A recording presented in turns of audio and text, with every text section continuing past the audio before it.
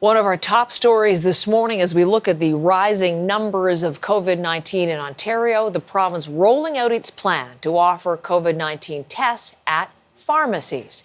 As of today, the tests will be available in about 60 sites across the province. This is a select group because, as John's been reporting, there are about 4,500 pharmacies in the province. The provincial government says the move will take the strain off the testing centres, which are now going to focus only on people who are showing symptoms. So we're going to find out more about how this is going to work. Not all of the pharmacies ready or named as being now these new testing sites are ready to go. Our reporting this week has already told us. But we're going to take you to one that is and is going to be going when it opens its doors or shortly after this morning. Jordan Clark is with me from a Shoppers Drug Mart in Ottawa. Mr. Clark, welcome. It's a pleasure to have you on the program. Thanks for having me. Good morning. Right there in your store and ready to go. Just to be precise, you open your doors at 9 and you'll be testing as of? As of 10 a.m. is our first appointment today. And you're ready? We are ready. Yeah, it was a lot of work the last couple of days. Lots of credit to our team, but we are ready to go this morning. We have a fully booked day. Okay, fully booked day. I'll get to what you've had to do to get ready in just a second. I think I'd like to begin our conversation, though, with a little bit of breaking news in our lingo. I understand that you learned last night that there is a new set of criteria for who will be able to be tested at a pharmacy like yours. What is the new information on who can be tested? Yeah, so I mean, like anything, we often have to learn some of these things on the fly and pivot a little bit as we go.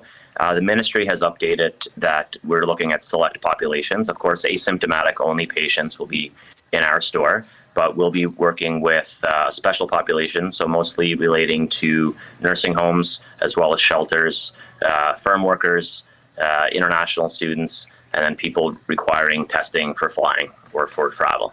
For travel, and I think people with elderly family members, is that right as well? I think that was one of the in the note that you sent me this morning. So just to be clear, because this is a big change, we understood that the pharmacies would be a place with anyone who was asymptomatic, who wanted a test for whatever the reason, could show up and receive one. So now we're understanding that is asymptomatic people within these smaller groups exclusively. Correct. Correct. What are you going to do with the people who don't fit into those groups today? Well, those that have been booked in, we will still provide the testing. This has provided us a good opportunity to have conversations with our patients about COVID, about best practices. So we'll continue to do that. We'll continue to educate our patients that do call, and we'll go forward and target those special populations that do qualify when they're phoning us for the screening with the pharmacy. The thinking, as was announced by the Premier when he said the pharmacies were going to take on this role, was in order to really reduce the numbers in the lineups at the assessment centre. So was there any explanation as to why, from the general public, now it's now focused in on these smaller groups, why the change? We weren't provided an explanation, so that would be a question, I believe, for the ministry. Okay, we will. We'll certainly put that to them and listen for the briefing to come. In the meantime, tell me what you've had to do to get ready to take this role on. Well, I mean, this is a busy time for pharmacy to begin with, but we're certainly used to taking on extra challenges throughout the pandemic.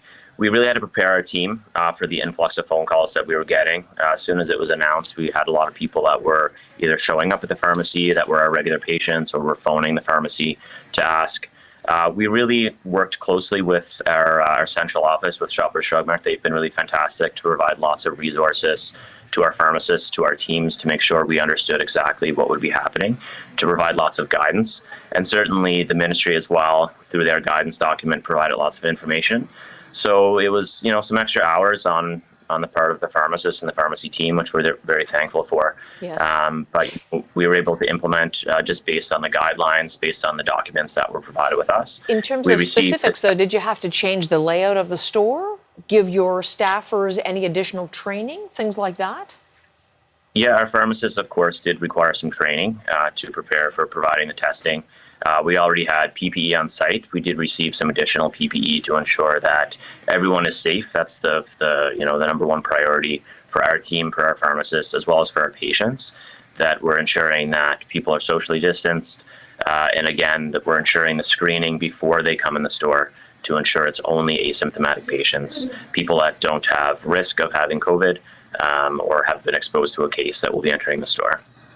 That screening, it always does rely on the honor system, doesn't it? The whole self-reporting issue, which I suppose, even as you look at saying now we'll only offer tests to people within these select groups, people could claim to be in those select groups too, I suppose, at this point. That's something that you have to deal with.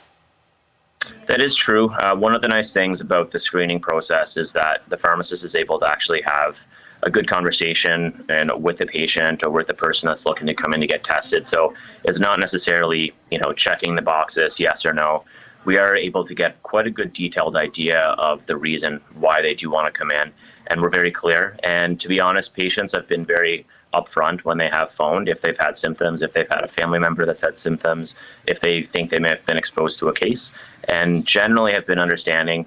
As this has rolled out, it's come down very quickly. Yes. So we're having to move very quickly, and our patients, our customers have been, for the most part, understanding of that as we've been, doing our best to accommodate.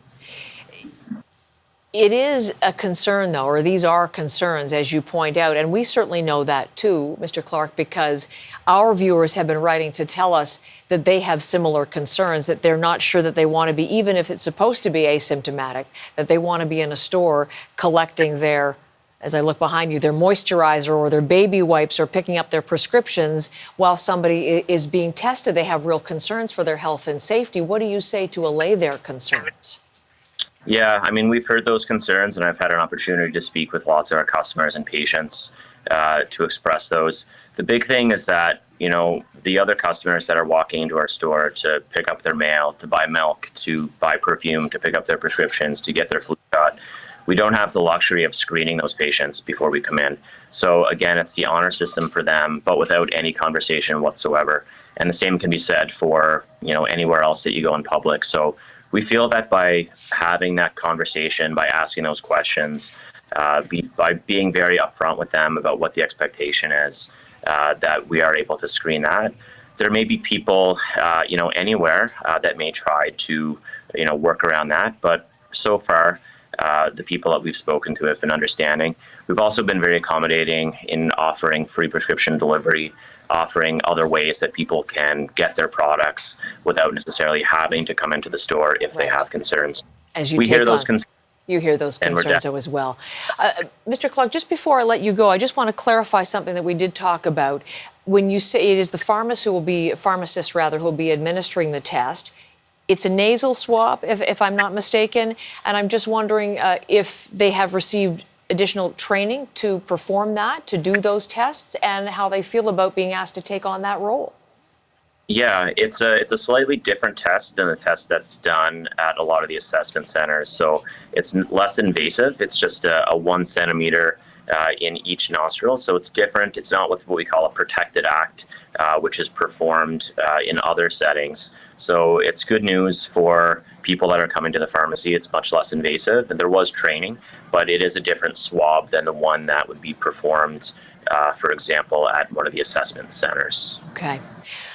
As you say, the pharmacies have been on the front lines, and this is a whole new role. So we check in with you today, and we'll certainly be following to see how this goes. Thank you for that information. We will definitely be following up with Queen's Park as to why the change. Best of luck today, Mr. Clark. Thanks.